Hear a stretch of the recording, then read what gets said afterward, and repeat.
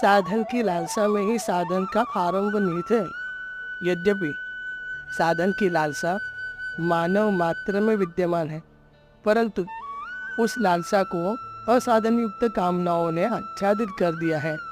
असाधन का आरंभ सुखद और परिणाम दुखद है। जब तक साधक अपने को सुख भोग के प्रलोभन में आबद्ध रखता है, तब तक न तो असाधन का त्यागी होता है और न साधन का आरंभ।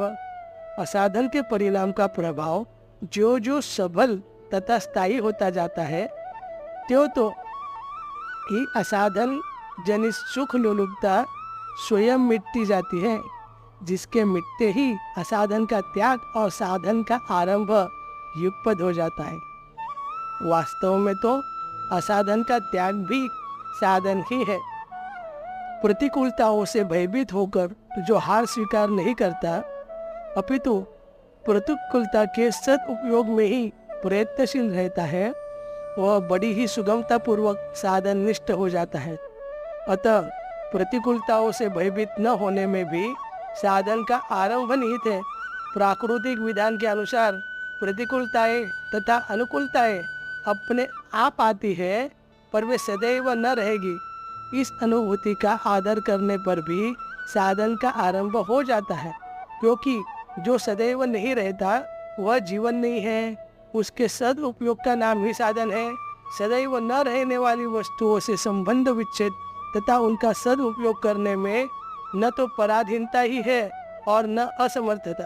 अतः जो अनुकूलता तथा प्रतिकूलता में जीवन बुद्धि स्वीकार नहीं करता, अपितु उन्हें साधन सामग्री ही जानता है, वह न तो प्रतिकूलता से भयभीत होता है और न अनुकूलता की दास्ता में ही आबद्ध रहता है।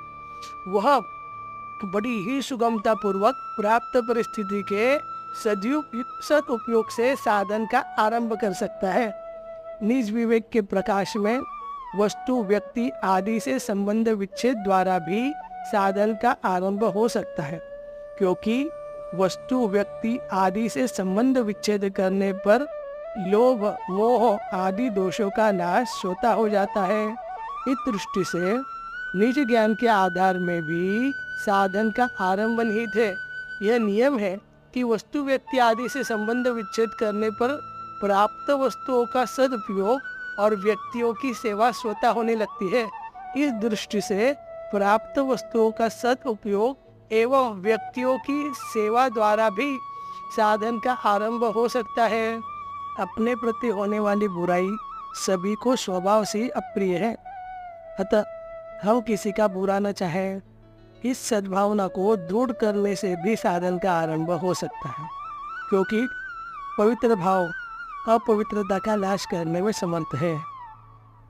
वस्तुओं से अतीत के जीवन में अविचल श्रद्धा होने पर भी वस्तुओं से संबंध विच्छेद हो जाता है, जिसके होते ही उससे संबंध अपने आप हो जाते हैं, जो सभी वस्तुओं से अतीत है तथा जो उत्पत्ति विनाश रहित अनुत्पन्न हुआ है। इतना ही नहीं, जो सभी का आधार एवं प्रकाशक है, उसकी सत्ता स्वीकार करने पर भी साधन का आरंभ हो जाता है। वस्तुओं के वास्तविक स्वरूप का ज्ञान और उनकी ममता का त्याग उसमें अविचल श्रद्धा जागृत करता है, जो सभी का सब कुछ होते हुए भी सभी से अतीत है। अतः उस अनंत की सत्ता स्वीकार करने में भी साधन का आरंभ निहित है।